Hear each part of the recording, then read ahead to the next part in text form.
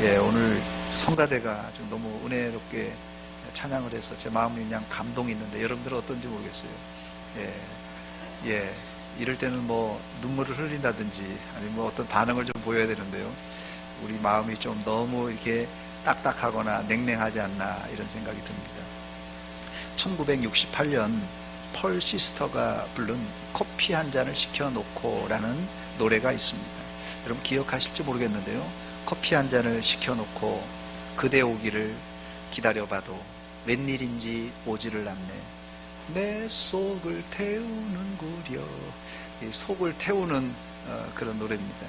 또 가수 방주연 씨가 부른 기다리게 해놓고 오지 않는 사람아, 나는 기다림에 지쳐서 이제 그만 가노라.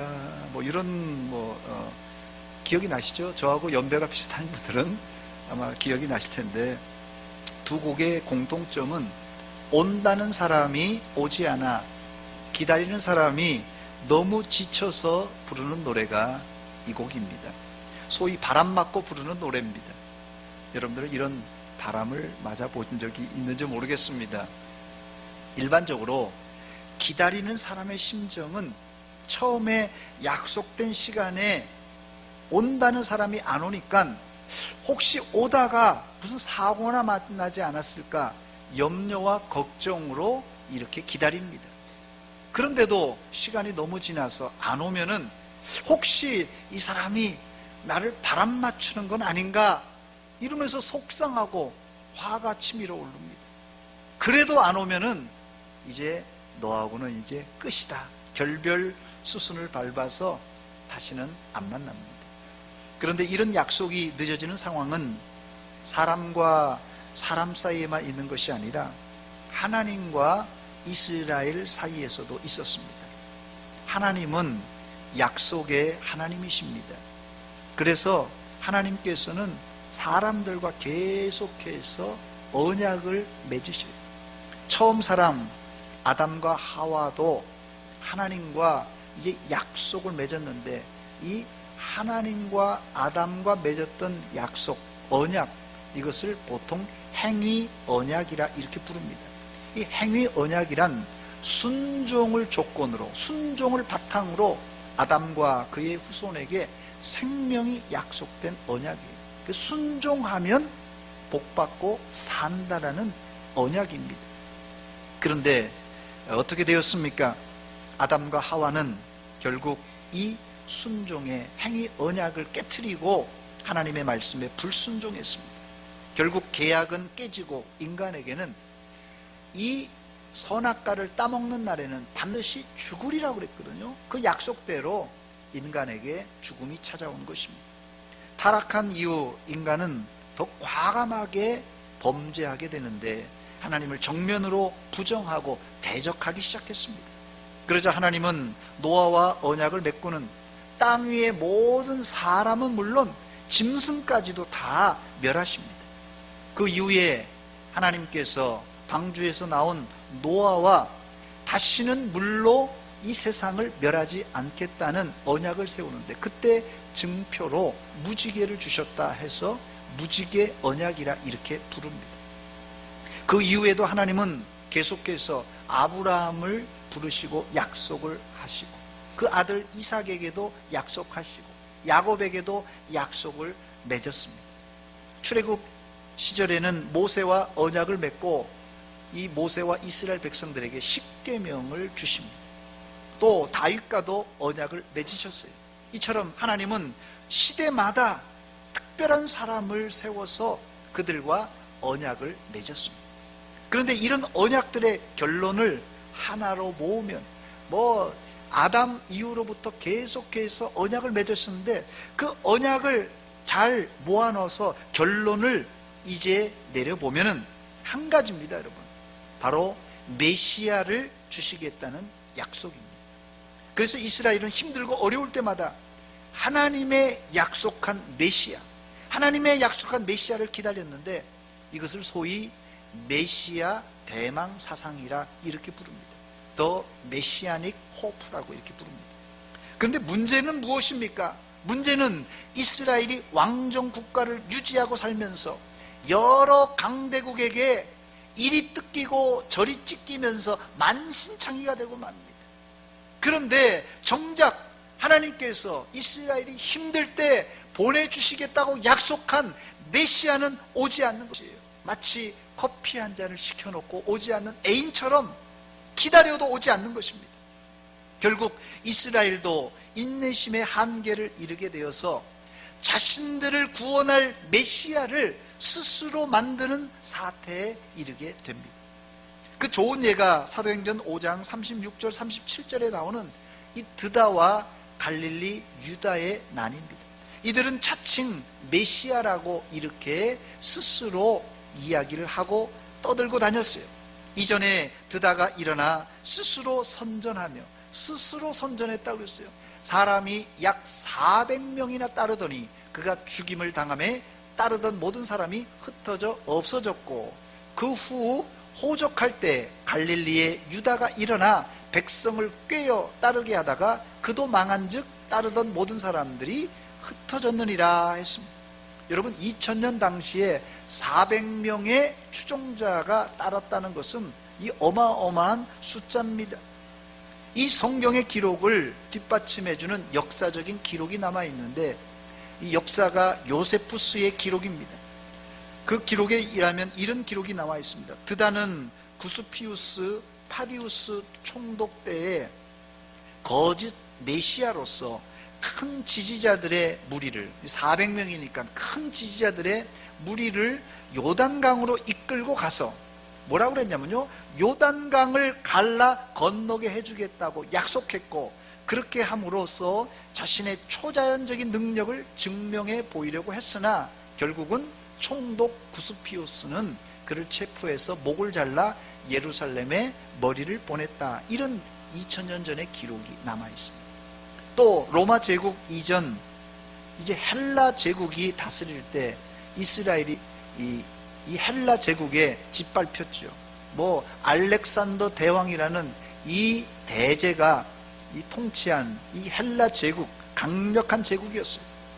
그렇지만 이스라엘은 이 헬라 제국에 순순하게 고분고분하지 않고 강력하게 대응했습니다. 이 마카비 일가라는 이 가문에서 이 헬라 제국의 정규군에 대항해서 게릴라전을 폈어요. 이 마카비 일가와 그 추종자들이 이 유대 지형을 잘 알고 있기 때문에 이 헬라의 정규군이 상당히, 알렉산더 대왕이 이 주도했던 이 군대이기 때문에요, 강력한 군대입니다. 그러나 이 마카비와 이 이스라엘의 게릴라들이 지형 지물을 잘 알고 있기 때문에 이 정규군들을 완전히 대파해서 결국은 80년 동안이나 이 마카비 일가가 이제 나라를 되찾습니다. 우리로 말하자면 독립투사예요. 그러니 당시 마카비를 비롯한 그 가족들을, 이스라엘 백성들은 이스라엘을 구원한 메시아라고 그렇게 지칭했습니다. 아주 열광했어요. 그러나 이 마카비 일가도 역시 몰락하게 되고 결국은 이 로마에 다시 짓밟히게 됩니다. 이스라엘은 로마의 수중에 들어간 이후 여러 번 반란을 일으키고 여러 번 독립을 쟁취하려고 했지만 회복하지 못하고 결국 멸망해서 2000년 동안 나라가 없는 민족이 되고 말았습니다.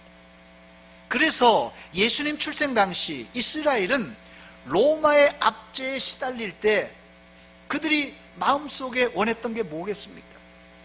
마카비같이 강력한 지도자가 나와서 우리를 구원해 주었으면 좋겠다고 하는 그런 바람이 있었습니다. 이때 누가 출생합니까? 유대 땅 베들레헴에 아기 예수님께서 출생하십니다. 그 이후 예수님은 갈릴리 나사렛에서 성장하여서 이제 30세에 공생의 이제 사역을 시작합니다. 이 상황을 바울 사도는 오늘 본문의 4절 말씀에 때가 참에 하나님이 그 아들을 보내사 여자에게서 나게 하시고 율법 아래 나게 하셨다, 이렇게 말합니다. 우리는 이 구절을 쉽게 생각할 수 있지만 이스라엘에게 있어서는 이 구절이 한 맺힌 구절입니다. 아담이 타락한 이후 벌써 이게 메시아를 보내주신다고 아담이 타락할 때 벌써 약속했는데 벌써 수천 년이 지난 그 이후에 기다리고 기다렸던 메시아가 오신 것이에요. 그러니까 이게 이스라엘에 있어서는 대단한 사건입니다.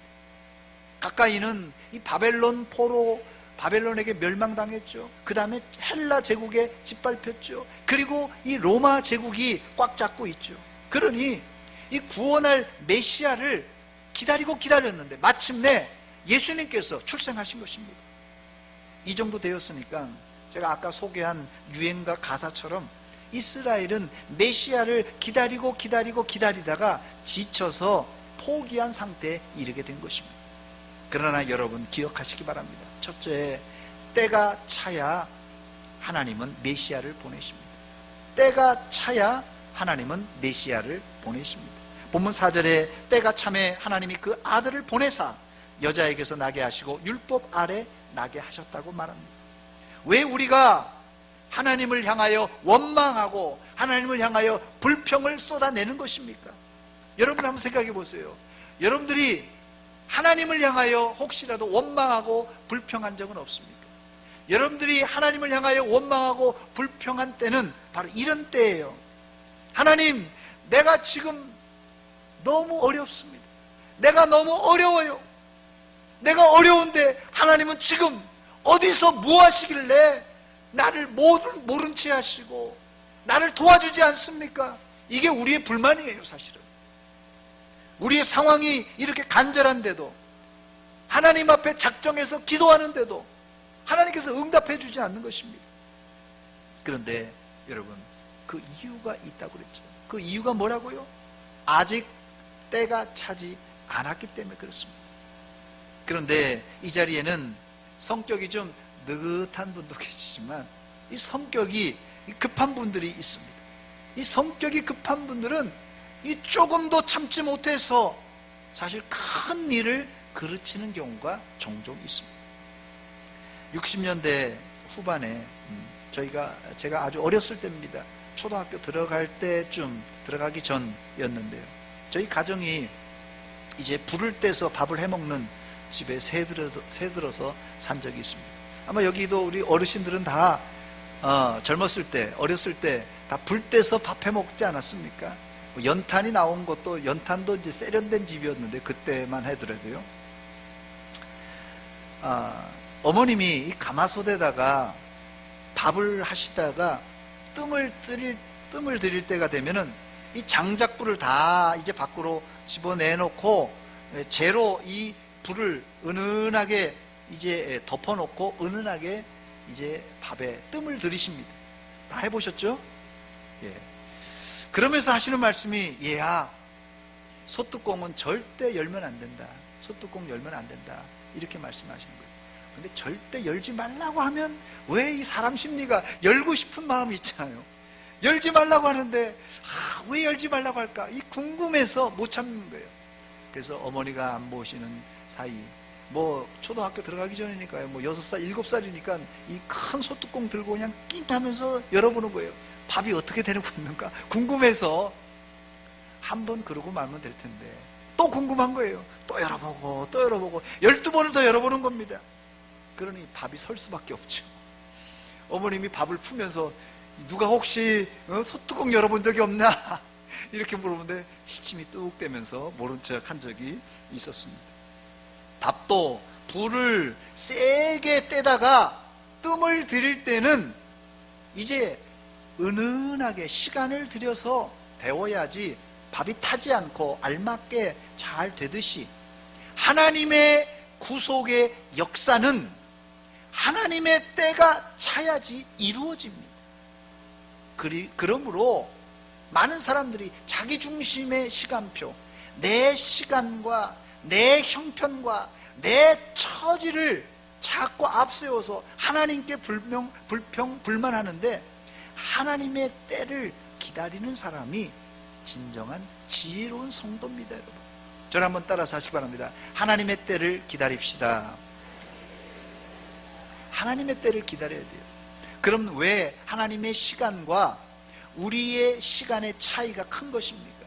하나님의 시간과 우리의 시간이 차이가 있는 이유가 있어요. 그 이유는 뭐냐면 하나님은 이 무한이라는 시간 속에서 활동하시는 분이에요. 하나님은 시간을 넘어서 활동하시는 분입니다. 그러나 우리는 이 유한이라는 시간 속에서 움직이기 때문에 하나님 시간과 우리 시간의 차이가 날 수밖에 없습니다. 그래서 이 베드로 사도는 이런 하나님의 때에 대해서 불만을 갖는 사람들에게 이렇게 조언을 남겼습니다. 베드로후서 3장 8절입니다. 사랑하는 자들아, 주께는 하루가 몇 년이요? 1000년 같고 1000년이 며칠이요? 하루 같다는 이 한 가지 사실을 잊지 말라 그랬어요. 그러면서 당시 예수님의 재림이 당장에 이루어질 줄 알고 기다리는 이런 지친 사람들에게 이렇게 권면합니다. 베드로후서 3장 9절입니다. 주의 약속은 어떤 이들이 더디다고 생각하는 것 같이 더딘 것이 아니라 오직 주께서는 그렇게 하는 이유가 있는데 너희를 대하여 오래 참으사 어떻게 해요? 아무도 멸망하지 아니하고 다 회개하기에 이르기를 원하시느니라 그랬어요. 여기 예수님의 재림과 기도 응답의 시간이 우리 시간표에 맞추지 않고 하나님의 시간표에 맞추어진 이유가 있는데 그 이유는 넓은 의미에서는 우리 모두에게 유익을 주시기 위한 것이고 구체적으로는 아무도 멸망하지 않고 구원에 이르기를 원하는 하나님의 계획이라는 말입니다. 하나님, 그런데도 하나님을 향하여 왜 응답을 안 주세요? 왜 하나님께서 뭐 하시길래 나한테 이렇게 무관심하세요? 이렇게 얘기하는 사람들은 하나님의 절대 주권, 즉 하나님의 때를 기다릴지 모르는 아주 조급한 사람입니다. 좀 엄격하게 말하면 이건 불신앙의 태도예요. 두 번째, 그렇다면 본문에서 말하는 하나님의 때란 구체적으로 언제고 또 무엇을 말하는 것입니까? 다시 4절 말씀입니다. 때가 참에 하나님이 그 아들을 보내사 여자에게서 나게 하시고 율법 아래 나게 하신 것은 했습니다. 여기서 말하는 때란 언제입니까? 2000년 전, 지금으로부터 2000년 전 예수님이 태어나실 때란 뜻이에요.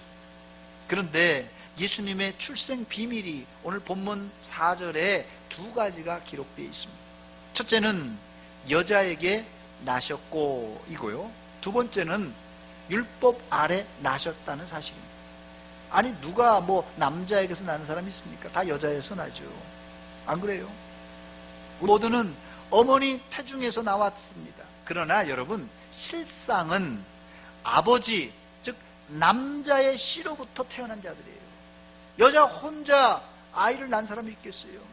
남자의 씨를 받아서 이제 어머니 뱃속에서 우리가 잉태돼서 나온 것입니다.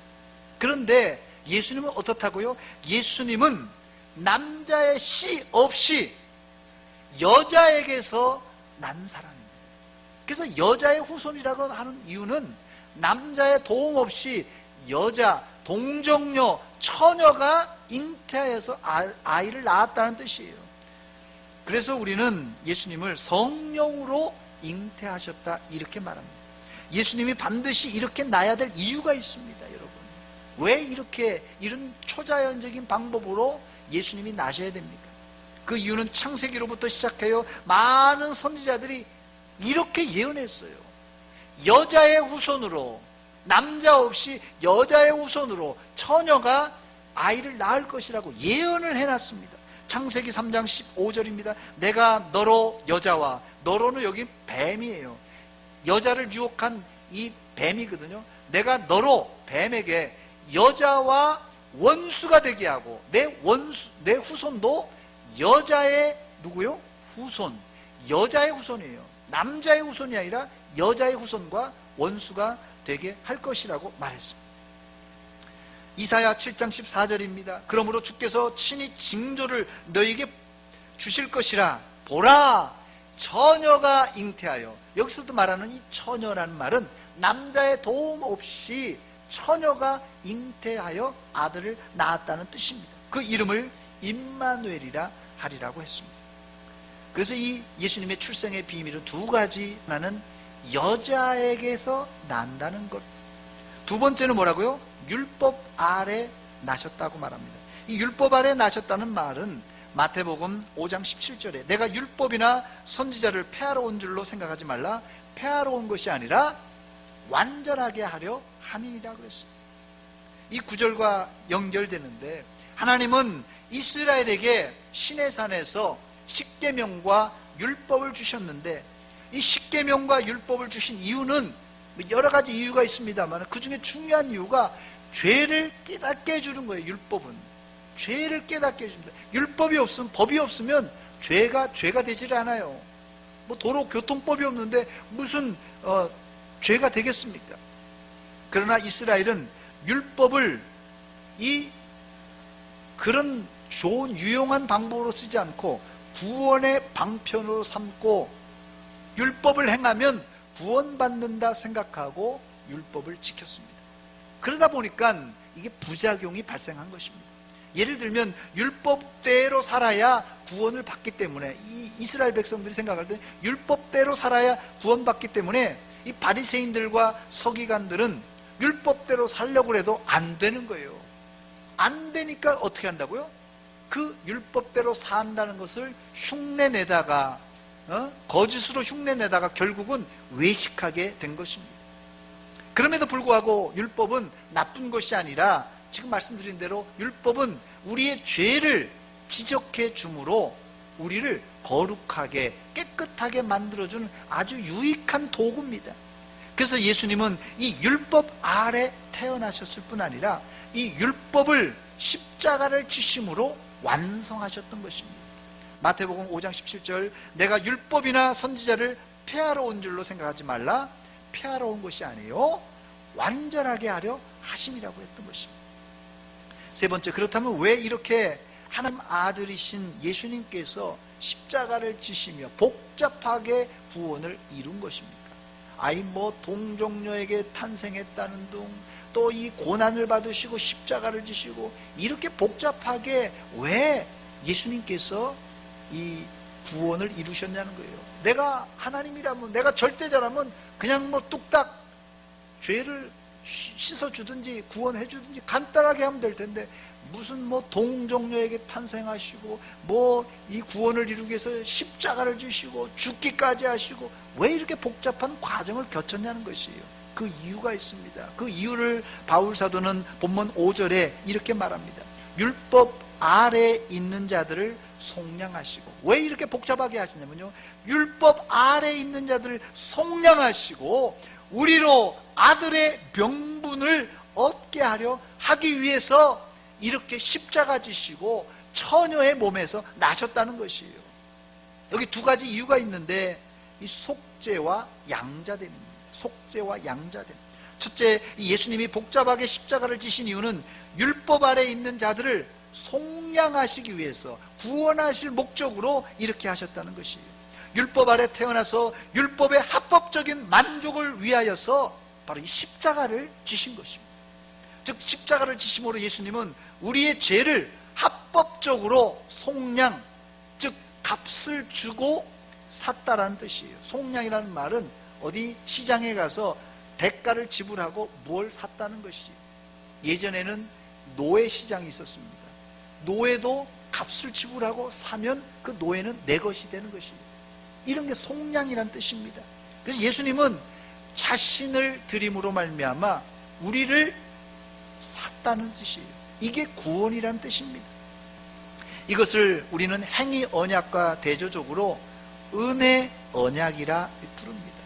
즉 은혜 언약이란 무엇이냐? 성령의 감동으로 예수 그리스도의 십자가를 믿는 사람들에게 구원을 베푸시는 하나님의 은혜라는 뜻이에요. 은혜 언약은, 은혜라는 말은 기본적으로 선물이라는 뜻이에요. 값을 지불하지 않습니다. 하나님이 값을 지불하고 예수님이 값을 지불했기 때문에 우리는 값을 지불하지 않아요. 이게 뭐라고요? 은혜입니다. 두 번째, 이 예수님이 힘들게 십자가를 지신 이유가 뭐라고요? 십자가의 속량을 믿는 자들에게 아들의 명분을 얻게 하기 위해서 십자가를 지셨다고 말합니다. 본문에 이 아들의 명분이라는 헬라어로 이 휘오데시아라는 단어입니다. 이 휘오데시아라는 단어는 아들이라는 휘오스와 이 장소라는 티셈이라는 단어가 합쳐져서 만들어진 양자됨, 아들됨, 이런 뜻입니다. 즉 하나님의 양자는 자연 발생적인 것이 아닙니다. 여러분, 아들이나 딸은 자연 발생적이에요. 나면 그냥 이게 호적에 올라가든 안 올라가든 내 아들 내 딸입니다. 그러나 양자는 달라요. 양자는 다릅니다. 양자는 반드시 자연 발생적이 아니라, 그래서 예수님이 십자가를 지심으로 우리가 하나님의 양자가 되게 하셨다는 것입니다. 에베소 1장 4절로 5절에 보니까 양자라는 것은 아까 말씀드렸던 히오데시아라는 단어가 다시 한번 나오는데, 그 에베소서 1장 4절 5절에 이렇게 기록합니다. 곧 창세전에 그리스도 안에서 우리를 택하사 우리로 사랑 안에서 그 앞에 거룩하고 흠이 없게 하시려고 그 기쁘신 뜻대로 우리를 예정하사 예수 그리스도로 말미암아 자기의 아들들이 되게 하셨다고 말하고 있습니다. 여기서 바울 사도는 우리가 하나님의 아들이 된 것은 하나님 아버지가 창세전에 누구 안에서요? 그리스도 안에서 우리를 택하셨다고 말하고 있어요. 이걸 우리는 예정, 선택이라 이렇게 말합니다. 그리고 나서 예수 그리스도로 말미암아 우리가 하나님의 자녀, 아들이 되었다고 밝히고 있습니다. 더 나아가 우리가 양자됨은 성령님의 역사입니다.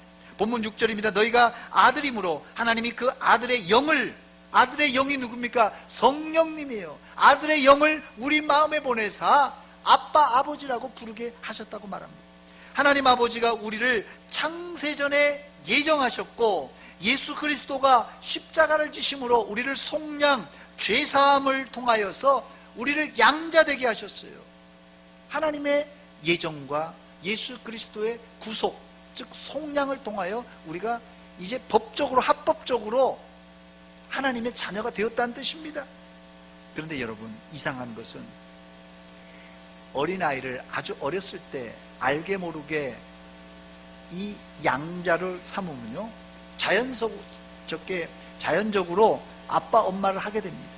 그런데 7살이나 8살이나 좀 아이가 좀 커서 양자를 드리면은 아이가 양 부모님한테 아빠, 엄마라고 말하는 것이요, 어떤 사람은요, 얘기 들어보니까 1년, 2년, 10년 걸렸다는 사람도 있어요. 말은 아빠, 엄마 하지만 이게 심증적으로 아이가 아빠, 엄마라는 말이 안 나온다는 거예요. 양자를 삼았는데도, 법적으로는 양자 되었다고 다 사인도 다 돼 있고 돼 있는데도 그 양 아버지, 양 어머니를 향해서 아빠, 엄마라는 말이 안 나온다는 거예요. 마찬가지입니다. 우리가 하나님의 예정 가운데 이제 예수 그리스도의 십자가의 구속 가운데 우리가 하나님의 아들로, 딸로 다 됐지만, 어떤 분은 교회를 1년 다녔는데 2년 다녔는데도 하나님 아버지 하면서 기도가 안 나온다는 거예요. 왜 그렇습니까?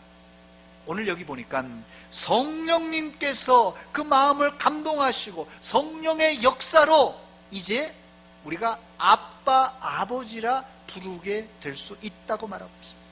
그렇습니다. 죄인이 하나님의 자녀로 인정되기 위해서는 성부 하나님의 예정과 성자 예수님의 구속과 성령 하나님의 감동, 감화를 통하여서 우리가 온전하게 구원이, 아들됨이 이루어진다는 것입니다. 결국 성부, 성자, 성령 삼위일체 하나님의 사역으로 우리는 하나님의 아들이 되었고 유업을 받을 상속자가 되었습니다. 이 유업을 얻을 상속자가 되었다는 것은 대단한 것입니다, 여러분. 만약에 대재벌가의 아들이 3명 있는데 지나가던 사람이 아이고 나도 아들이요, 상속 재산 주십시오 하면 누가 주겠습니까, 여러분? 이게 안 준단 말이에요. 이 상속자, 유업을 받을 자라는 것은 엄청난 이 권한입니다. 본문 7절입니다. 그러므로 내가 이후로는 종이 아니요 아들이니, 아들이면 하나님으로 말미암아 유업을 받을 자니라 그랬어요. 하나님의 유업을 받는 것 엄청난 것입니다. 여기 유업이라는 단어가 헬라어로 클레로노모스라는 단어인데, 이 클레로노모스라는 단어는 로마서 8장 17절에 성도가 유업을 받는다는 의미를 이렇게 표현합니다. 그리스도와 함께 영광을 받는 자, 이 유업을 받을 자를 그리스도 예수님과 함께 영광 받을 자라고 이렇게 표현하고 있습니다. 본문엔 유업을 이을 자를 종과 대조해서 이제 기록하고 있는데, 예수님과 유업을 나눌 자라는 뜻이에요. 이제 종이 아닙니다. 종은 절대 유업을 나누지 않습니다. 유산을 나누지 않아요. 종에게는 아들이어야 돼요. 자녀여야 돼요. 그래서 우리가 예수님과 함께 유업을 나눌 자가 되었다는 것입니다. 이런 은혜를 우리가 어떻게 얻을 수 있다고요? 때가 참에 예수님이 처녀의 몸에서 출생하시고 나중에는 십자가를 지시고 죽으심으로 바로 이 구원을 완성하신 것입니다. 네 번째, 마지막으로 왜 예수님은 육체의 몸, 여자의 후손으로 오시게 된 것입니다. 내일 모레가 이 크리스마스인데, 이제 우리가 어린아이들처럼 흰눈 사이로 징글벨 이렇게 부를 때가 아니라, 왜 예수님께서 오셨는가, 또 왜 예수님께서 다시 오셔야만 되는가, 이 말씀을 우리가 알아야 될 것입니다. 하나님이 아담 하와와 맺은 언약, 아까 말씀드린 대로 이 행위 언약이 불순종으로 말미암아 파기되었어요. 이 행위 언약이 파기된 이래에 구약 성경에는 믿음으로 의롭다함을 받은 의인들이 가뭄에 콩나듯이 등장합니다. 그러나 그런 의인들 역시도 다 허물이 있는 사람들입니다. 그래서 인간을 구원하기 위해서는 흠 없는 속죄 제물, 즉 죄 없는 완벽한 사람이 필요했던 것입니다. 그래서 이제 예수님은 정상적인 방법으로 태어나서는 메시아가 될 수 없기 때문에 창세기로부터 여자의 후손이 성령으로 처녀의 몸에서 잉태될 것이라 예언된 것입니다. 이제 왜 예수님께서 이 복잡하게 처녀의 몸에서 잉태되고 또 십자가와 고난을 자처했는지 그 이유를 아시겠습니까? 문제는 예수님이 하나님의 때에 여자의 후손으로 왔지만은 자기 백성들이 메시아를 영접하지 않았습니다. 그게 문제예요.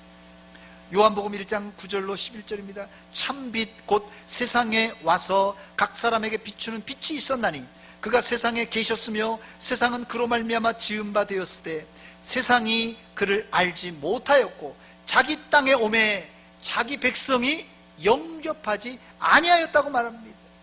이스라엘은 메시아를 기다리다가 지쳐서 정작 예수님이 오셨지만 영접하지 않는 웃지 못할 일이 벌어지고 말았습니다. 그런데 이것은 단순히 시간이 오래 걸렸기 때문에 지쳐서 예수님을 영접하지 않는 것이 아니라 그들 속에 있었던 불신앙, 죄 때문에 그들의 영안이 가려져서 그들의 메시아가 왔음에도 불구하고 영접하지 않은 것입니다.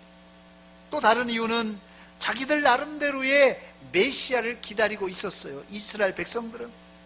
그래서 헬라 제국 때 마카비 같은 강력한 지도자가 나타나서 로마의 제국을 무찌르고 우리를 독립시킬 것이라고 하는 자신들 나름대로의 메시아관이 있었던 것입니다.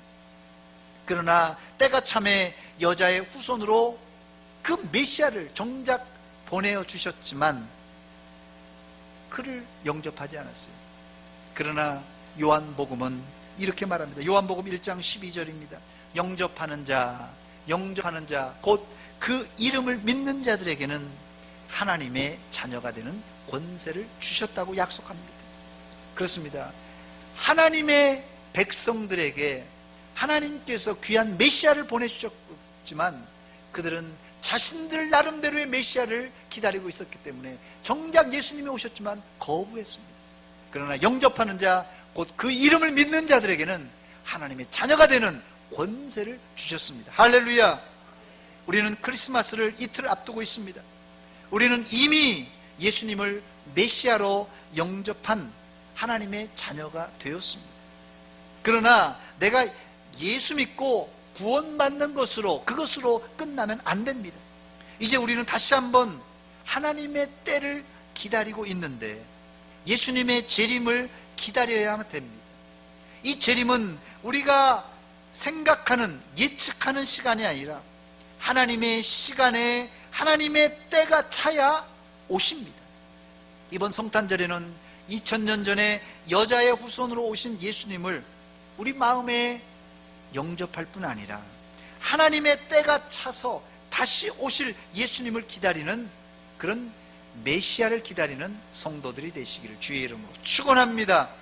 저를 한번 따라서 하시기 바랍니다. 마라나타, 마라나타. 이 마라나타라는 말은 아람어로 주께서 임하시느니라, 주여 어서 오시옵소서, 그런 뜻입니다. 아무쪼록 주님이 언제 어느 때 올지 모르지만 때가 참에, 하나님의 때가 차면 오십니다. 마라나타, 마라나타. 주님을 고대하는 성도들이 되시기를 주의 이름으로 축원합니다. 기도하겠습니다. 하나님 아버지, 이 아침에 저희들에게 은혜 베풀어 주시고 말씀 주신 것 감사합니다. 허물과 죄로 죽었던 저희들을 살리기 위해서 만세전에 예정하시고 또 2000년 전에 예수 그리스도께서 십자가를 지시고 성령께서 우리 마음에 보내어 주시사 아빠 아버지라 부르게 하신 하나님 감사드립니다. 이제 오신 예수님을 우리 마음에 영접하고 앞으로 오실 예수님을 우리가 기대하는 믿음의 성도들 되게 하여 주시옵소서. 예수님의 이름으로 기도하옵나이다. 아멘.